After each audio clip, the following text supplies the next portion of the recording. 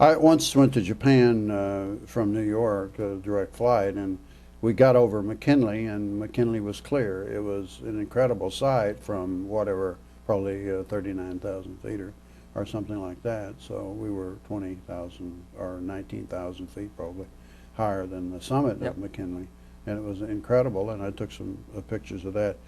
Well, let's go back to sort of square one with you. You were born and reared in Chicago, on the south side of Chicago, in the University of Chicago area, so you decided to go to college there. Well, actually, it's kind of a long story, but we're here to talk. We're here to talk. I did grow up on the south side of Chicago and had the opportunity to play around the south side of Chicago, around the University of Chicago, Stagg Field, which at that time was still Stagg Field, and a baseball diamond. And in the third grade, I got a chance to write a biography of a professor at Chicago, a fellow named Enrico Fermi. And I read all about Enrico Fermi and wrote up my little biography and discovered that a couple of different things. One, here was a guy that I'd never heard of. It wasn't Babe Ruth, it wasn't Abraham Lincoln, but it was a fascinating person. Or Mayor Daley. Or Mayor Daley. And he was doing really cool things. I mean, he was exploring science, what we're made of, what mountains are made of, how things work, how science explains the way the world is. And I thought that was really neat. But the other thing is he was also a mountaineer. And he loved to go into the mountains, into the Dolomites in Italy, where he's from. And I thought that was interesting. And that combined with seeing pictures of mountains and climbers in National Geographic and other magazines really stirred my interest in mountaineering. And Chicago is known for its fierce winters, and especially when I was growing up, we had some just wonderful winters with 3 or 4 feet of snow. And I got a lot of joy exploring the snowbound environment of the south side of Chicago. And so all of those things factored into later life. I went to MIT as an undergraduate studying physics. I really fell in love with science. And in high school, I also fell in love with the mountains. I went out to Wyoming, Wind River Range. Spent 5 weeks exploring the mountains. And so at MIT, I spent a lot of time up in the White Mountains in New Hampshire, exploring up there, and got my physics degree. Went off to Japan and spent a year doing a lot of exploration in Japan, but also a little bit of science. That's what I was really there for. And for graduate school, I went back to the University of Chicago, and I really did feel like I was coming home. And being in the same place Enrico Fermi and a number of wonderful scientists worked doing cosmic ray studies. And Chicago was not only my home, but it was also really the world center for doing cosmic ray physics. So that was a wonderful experience.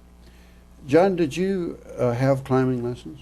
Or did I started out with the Sierra Club up in Baraboo, Wisconsin, in a place called Devil's Lake. And a lot of folks know Devil's Lake. A lot of good climbers have learned to climb there. And it was just sort of a community adventure. They put a bunch of top ropes up, climbs anything from 5.3, 5.4 to at that time 10s, which we're probably calling 11Cs now.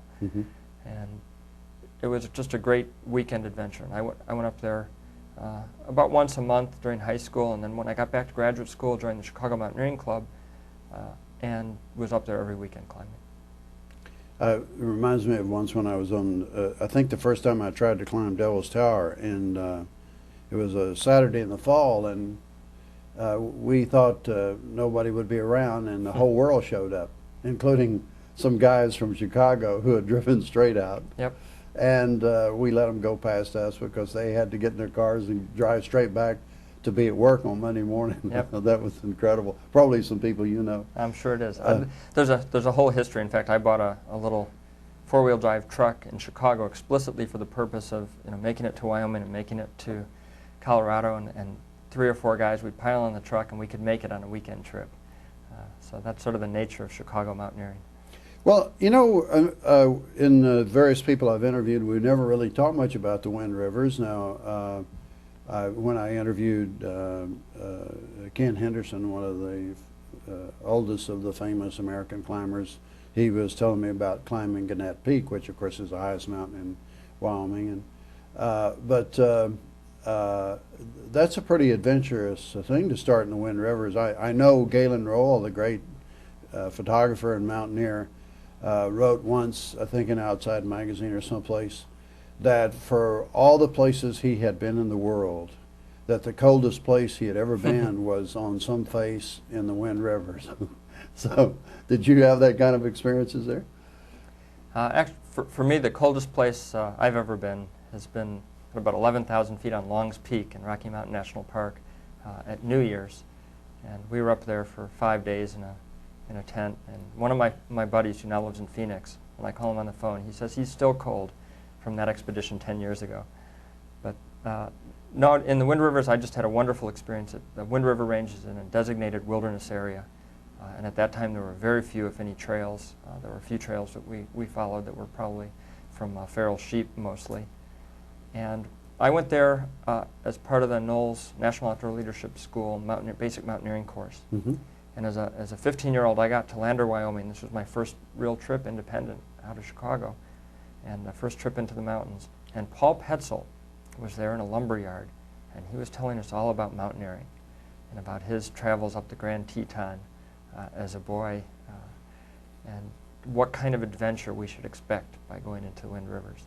And they loaded us up with packs that were extraordinarily heavy, and that has started a whole pattern in my life of carrying packs that are too heavy.